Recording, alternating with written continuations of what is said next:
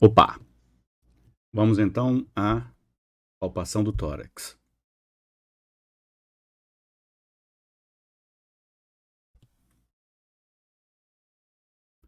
Palpação do tórax. Eu já tinha dito anteriormente, no vídeo anterior, a inspeção e a palpação do tórax são etapas complementares na avaliação cardiovascular. Você vê, você palpa. Mas o que a gente busca na palpação? Então, na palpação do tórax, eu vou buscar impulsos ou pulsações palpáveis no tórax que vão me indicar anormalidades do coração e de grandes vasos da base do coração. E também, primeiramente, faz eu buscar a caracterização do que seria o único impulso normalmente palpável do pré-córdio, que é o ictus cordis.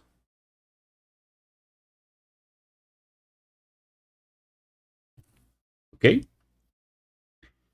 Bom, deixa eu mostrar mais ou menos como é que a gente vai fazer isso aqui. Então, mamilo, e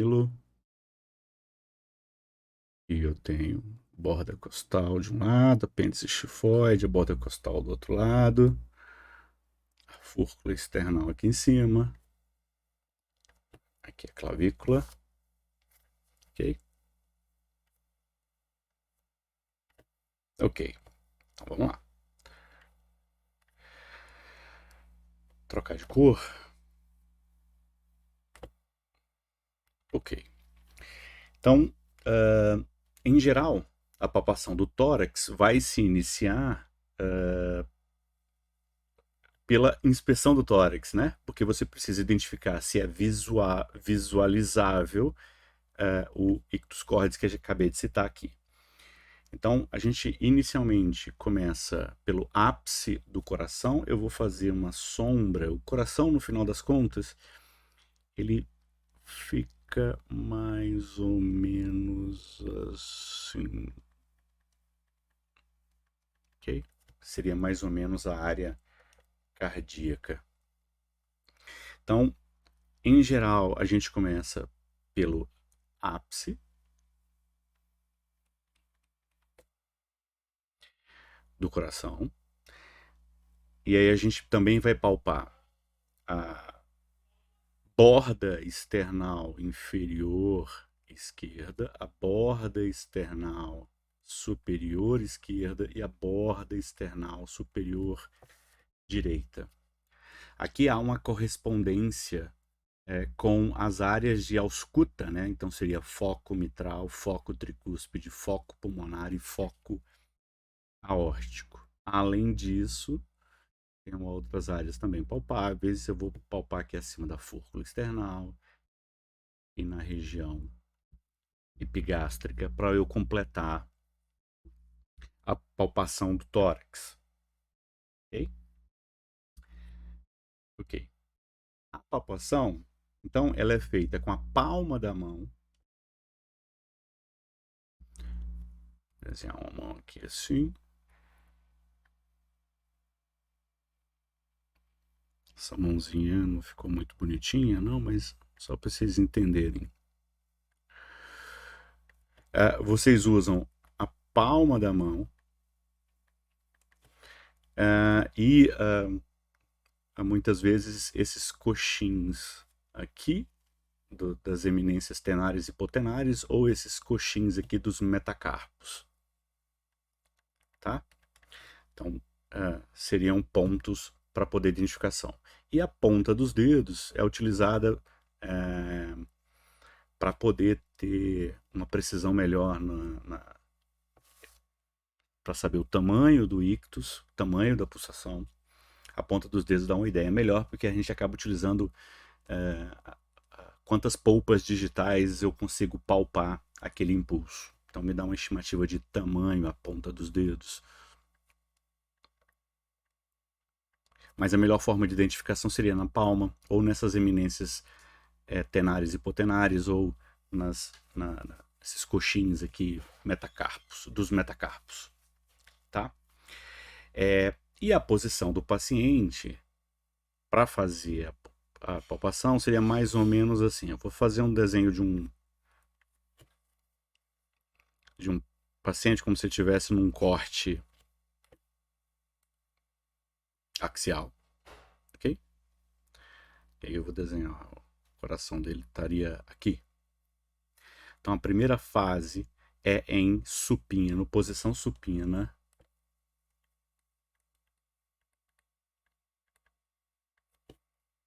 Para fazer essa palpação.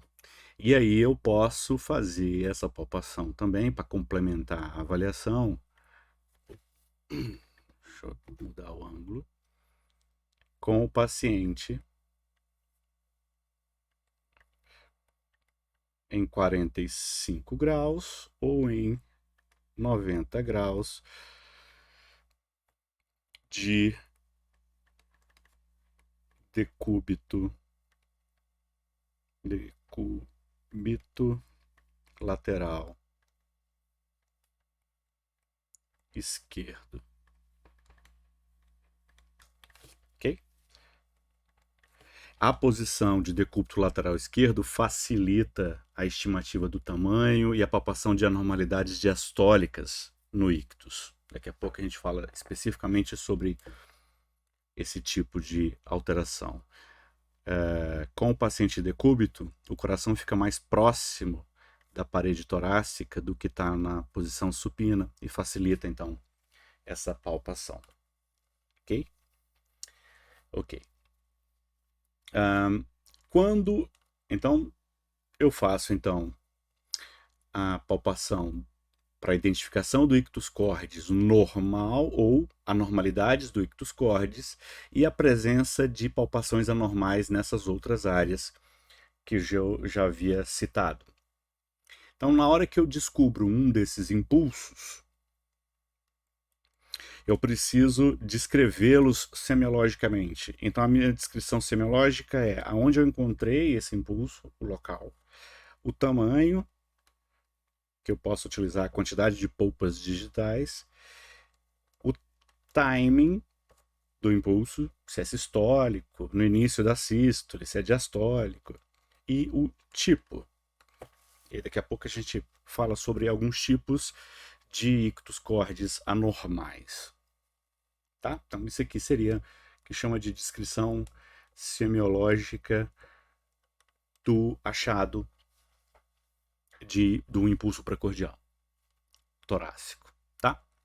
O ictus cordis, que é a nossa principal impulso aqui, é chamado também de impulso apical e é chamado de impulso, que tem um L, né? Impulso apical porque se imagina, embora ainda não tenha evidência anatômica disso, se imagina que essa pulsação é feita pelo ápice de VE. Tá? Por isso que chama apical. Então, impulso apical ou ponto de impulso máximo. Ele está, então, se eu colocar a localização, ele vai estar no cruzamento entre as linhas M clavicular direita, M clavicular, direita, olha que loucura, M clavicular esquerda, óbvio, okay? E o quarto ou quinto espaço intercostal. Aí daqui vocês vão ter que ter um parâmetro anatômico. Então, abaixo da fúrcula você tem uma lombada aqui, que chama ângulo de Louis, ou ângulo external. O ângulo de Louis ou ângulo external, ele se refere, ele está relacionado anatomicamente ao segundo espaço intercostal. Okay? Então, você encontra o segundo, aí você conta segundo, terceiro, quarto, quinto. Então, quarto ou quinto espaços intercostais. O impulso ele vai estar levemente medial.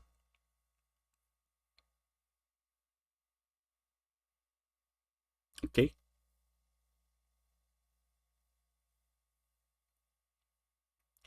Bom, então essa é a localização. A gente já tinha comentado ela sobre ela na visualização, né? Mas nem sempre é possível visualizar. Então, às vezes, eu vou ter que tentar palpá-lo para identificá-lo e para avaliar se ele está normal. Em homens magros, uma coisa que facilita é a posição do mamilo. Então, em homens magros, geralmente a gente usa junto ou abaixo do mamilo, que você vai estar mais ou menos entre o quarto e o quinto espaço intercostal mesmo, e facilita a nossa vida sem precisar fazer essa contagem, tá? O tamanho, então, do ictus eu acho que eu já tinha citado, né? Mas eu vou colocar. Então, ele tem um tamanho de 2 a 3 centímetros de diâmetro.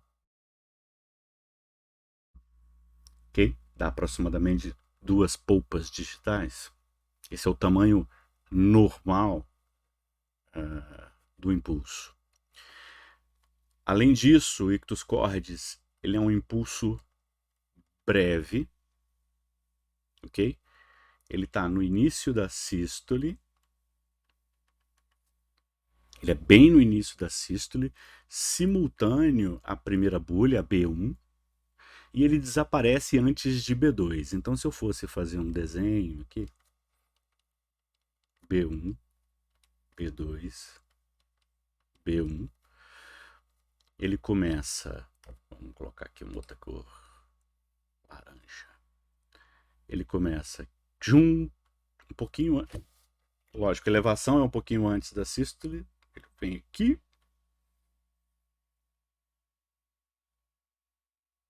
e some aqui. Ele vem aqui e some aqui. Então, olha só, minha mão está aqui, né? No ponto, nesse ponto aqui. Esse ponto máximo aqui, ele se coincide com na fase do ciclo cardíaco que a gente chama de contração isovolumétrica de VE.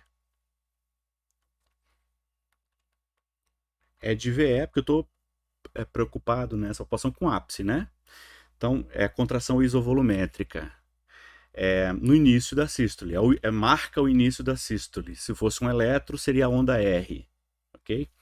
Então, isso que é interessante, porque para eu identificar o timing, né, se é diastólico ou sistólico, eu preciso palpar enquanto ausculto as bulhas cardíacas e vejo se o impulso palpável é simultâneo a B1. E aí eu sei que o impulso é no início da sístole. Ok? E também vou conseguir identificar se ele é breve. Ele tem que desaparecer antes de B2. Ok? Beleza. Aí, a gente já falou aqui da contração intravolumérica, né? Vamos para onde? Não, é aqui mesmo. É por aqui mesmo. Então, olha só. Beleza. Então, seria isso um ictus cordis normal. Um ictus cordis na posição normal, no local normal, de tamanho normal, durando brevemente antes de chegar na diástole, ser sistólico, compatível com B1. Então, esse é um ictus cordis normal. Beleza. O que é importante nessa avaliação? Além do que a gente já falou. Além disso, é importante vocês notarem uma coisa, e eu vou colocar aqui essa informação, que é o seguinte. Na posição supina, que é essa aqui, eu vou até colocar aqui no lugar, então. Vou colocar aqui embaixo, fica mais fácil de visualizar. Na posição supina, então, eu vou palpar o ictus em 25 a 40% dos casos em adulto. Ok? ok? Então, menos da metade dos pacientes adultos possuem um ictus palpável ou avaliável. No caso do decúbito lateral esquerdo, essa porcentagem aumenta e por isso que ela é útil também. E aí eu já tenho uma porcentagem de 50 a 73% dos casos você consegue identificar um ictus palpável. Então, o que é importante? É importante que a não palpação do ictus não implica em anormalidade. Por quê? Porque tem a ver com a distância da sua mão para o coração. Então, quanto mais gordura, por exemplo, quanto mais músculo tiver na parede torácica, mais difícil fica de fazer essa visualização. Ok, mas a gente falou do ictus normal, então vamos falar um pouquinho do ictus, dos tipos de ictus anormais. Vou mudar de cor. Tá um azul ainda mais escuro. Então, vamos lá. Eu tenho basicamente 3 tipos de ictus anormais. Eu tenho o ictus hipercinético, eu tenho o ictus sustentado e eu tenho o ictus retrátil. Então, vou fazer esse mesmo gráfico aqui para vocês terem uma ideia do que eu estou falando. Tá? Então, tá aqui B1, e tá aqui B2, tá aqui B1, tá aqui B2, tá aqui B1, tá aqui B2. Ok, vou botar de laranja. Então tá.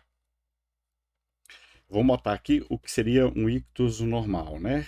Então, o ictus normal começa aqui, termina antes de B2. Opa. Aqui não tem, né?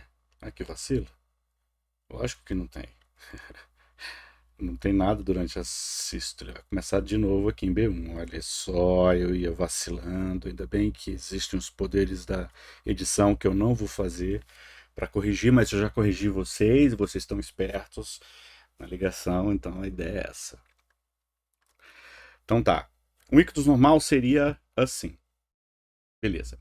O que seria um ictus hipercinético? É um ictus com a sua amplitude excessivamente aumentada. Então seria um ictus mais ou menos assim.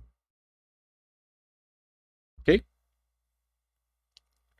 Então é um ictus na posição certa, do tamanho certo, na duração certa, coincidente com B1, sistólico, só que com muito forte. A amplitude dessa onda palpável seria muito maior do que da onda normal. Tá? Então esse aqui é o ictus hipercinético. Qual que é o problema? Essa avaliação ela é muito subjetiva, né?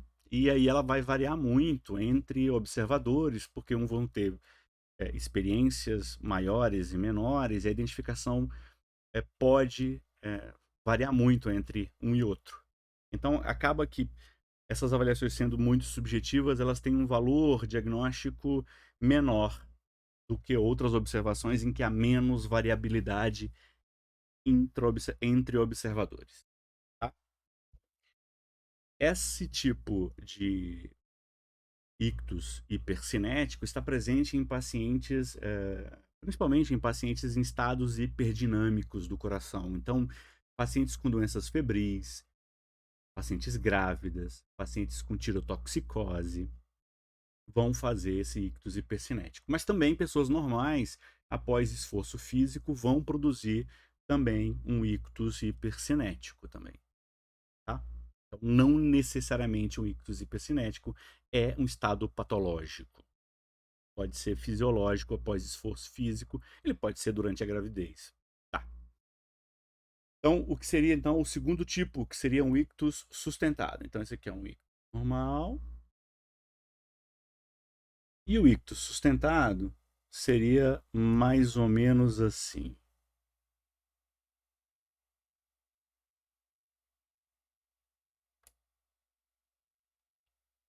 Ok? É um ictus que dura além de B2. Ele vai terminar depois de B2. Ele se inicia em B1 e desaparece após B2, já na diástole de VR. Tá? Então, esse é o que chama de sístole ou de ictus sustentado. Ele faz um platô, demora para desaparecer. Aonde você vai encontrar então esse ictus sustentado? Então, em situações de miocardiopatia severa, em casos de sobrecarga de volume e de pressão, sobrecarga de volume e pressão. Geralmente a gente vai ter isso, sobrecarga, pode ser misto também, sobrecarga de volume e de pressão. Sobrecarga de volume e de pressão tem a ver com o tipo de anormalidade do coração, né? Então, por exemplo, as lesões de estenose aórtica produzem uma sobrecarga de pressão. As lesões de regurgitação aórtica produzem uma sobrecarga de volume, porque o volume do sangue volta. Então, bom, isso aí a gente vai falar mais tarde durante a série de avaliação cardiológica, a gente vai falar mais sobre isso especificamente. Tá? Então, em situações, doenças cardíacas que provocam sobrecarga de volume ou sobrecarga de pressão sobre VE, ou em aneurismas de ventrículo esquerdo. Certo? Certo. E por último, o retrátil. Então, esse é um normal. E o retrátil é assim. O retrátil, se eu fizer. E aí, o retrátil prova a importância de fazer a ausculta junto com a palpação.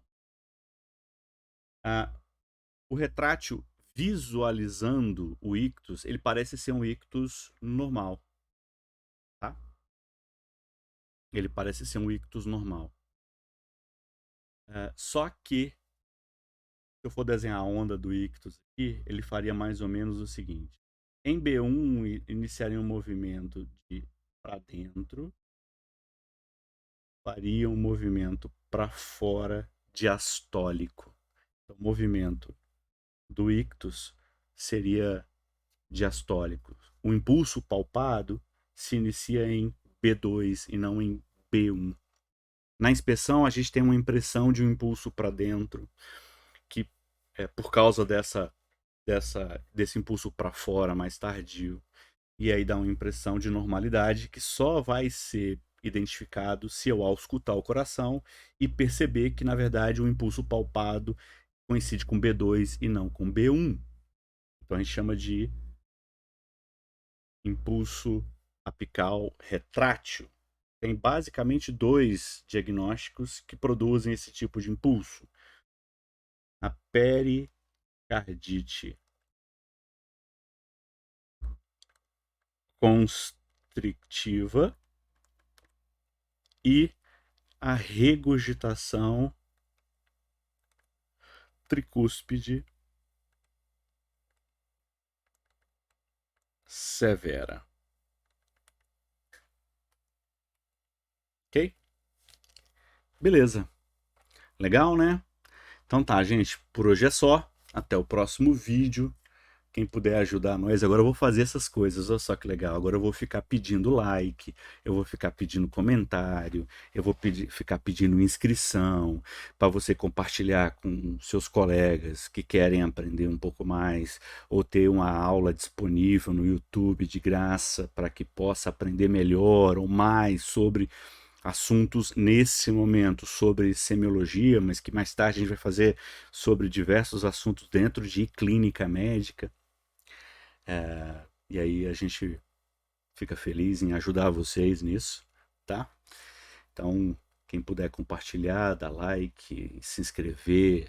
Ah, e tem o tal do sininho, né? Ativar o sininho. Ah, beleza. Vocês assistindo o Felipe Neto, vocês sabem como é que funciona. Tá bom? Gente, um abraço para vocês. Até a próxima.